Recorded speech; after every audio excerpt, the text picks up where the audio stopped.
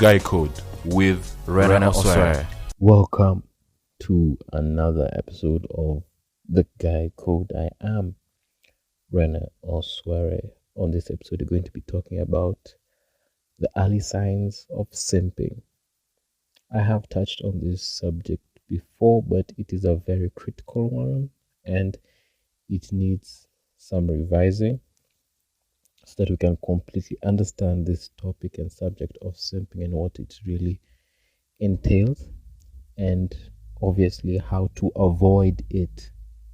We'll just get right into it. Number one, the early sign of simping is the scarcity mindset, also known as one-itis, right? That you have a scarcity mindset. You've gotten this lady, you're able to pull this lady, and you really feel that there's no one else that can be attracted to you or that you can attract, or no one better that you can attract, and you feel that this is the only one for you, and if you lose this chance there's no other hope for you. This scarcity mindset comes from a deep reservoir of inadequacy, and also the lack of self-development, and also having your own goals and your own purpose. Because if you don't have your own goals, your own purpose, you don't have your own identity, and you will look for an identity through someone else, whether it be a partner or maybe a relative or a friend. Whatever association you have, you will try and find your identity through that. So when you have a scarcity mindset, you will feel that since someone can be attracted to you, then that is your standard of value, that is how you're valuable to the world. And if they change their mind and are no longer attracted to you, then you feel like you have no value in this world, which is totally not true. So that is the first sign of simping, when you have a scarcity mindset, right? Number two is neediness. I tell you guys that it is important to be attractive, not just to look attractive. When you have your own life, when you have your own opinions on things, you are well read, you're well versed on different topics, you become an attractive, interesting person because you're able to analyze and express your views on a wide range of matters. But when you are boring, you don't have any opinion on anything, and you don't have any creativity or something that you can bring to the table that can be, interesting to someone who wants to know you, then you will be needy, because you will want someone to validate the mediocrity you already have, because deep down you're not enough, and you are needy for someone to tell you you're not enough, even though you know you're not enough. So instead of working from within and being proactive, you're being reactive and being needy and trying to hope that someone will give you any validation, trying to give you any, encouragement, when you know very well that you are not doing the best that you can be. So when you are needy, when you are always wanting to get this validation from this partner, this lady, you are simping, because you do not have an identity of your own, right? So this is very, very serious, and it is the second sign of simping. Number three is pedestalizing. When you put someone on a pedestal and you take the humanity away from them, you see them as a divine entity, you begin to idolize them, right?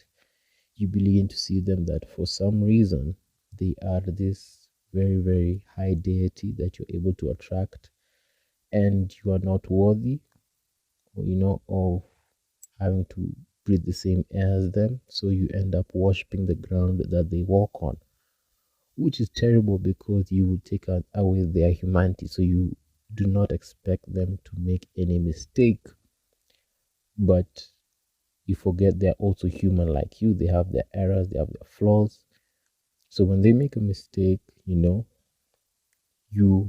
tend to deal with it or react to it very harshly, because you saw this person is perfect, this person can do no wrong, and she will always, be right for you. But when she does a few things that you are against, you start reacting like, was I wrong this whole time? Is this an imposter? Is this, no, no, no. You pedestalize someone and took them as a deity, as almost a goddess, which is very wrong. I do not like that word goddess, because we're all human and there's no one above each other, especially, since we're all made of flesh and blood. So, for whatever reason, you may want to pedestalize someone, maybe because of how they look, their race, you know, their race, their community they come from, their social status, their fame.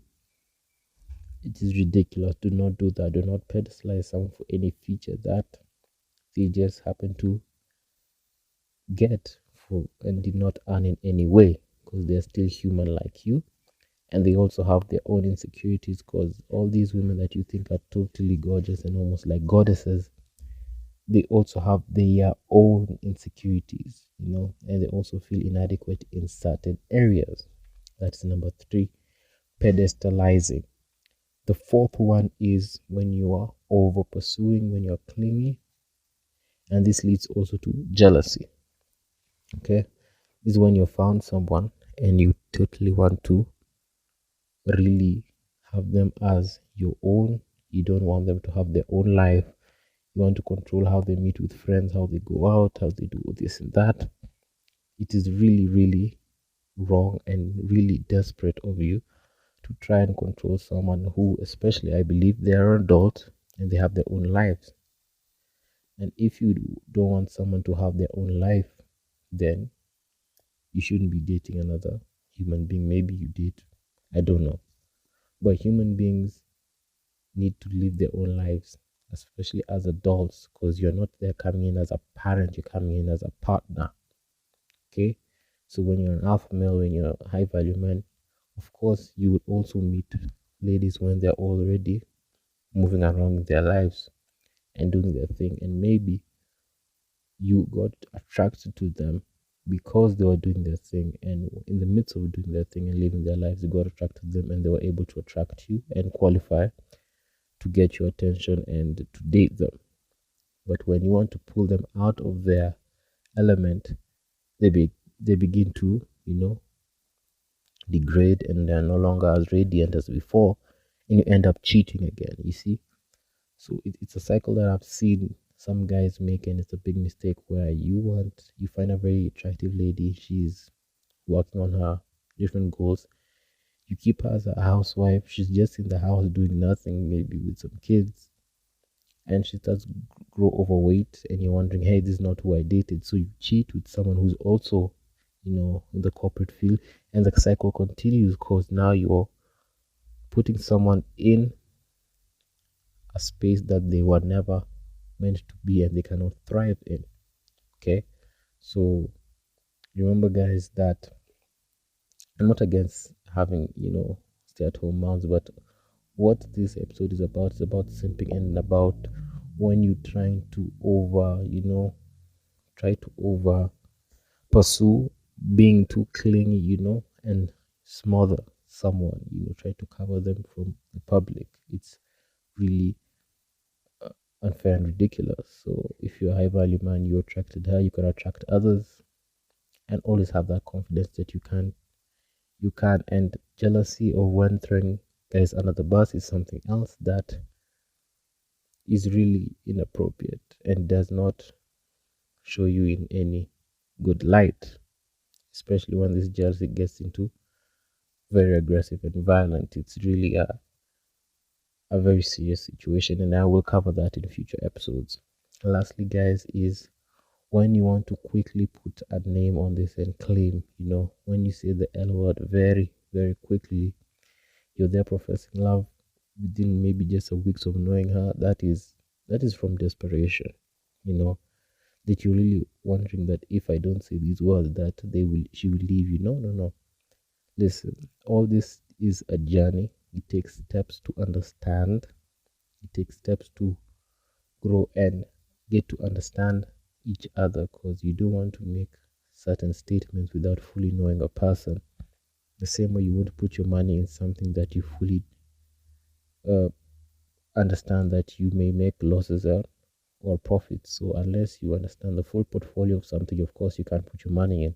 Same way when it comes to emotions, you don't want to completely commit to someone that you don't fully know. It is ridiculous and doesn't make sense. So here are just a couple of signs I wanted to share with you about signs of simping. I hope I've given you some education and something to think about. And until next time, guys, we shall talk soon. Bye. Guy Code with Rena Osware.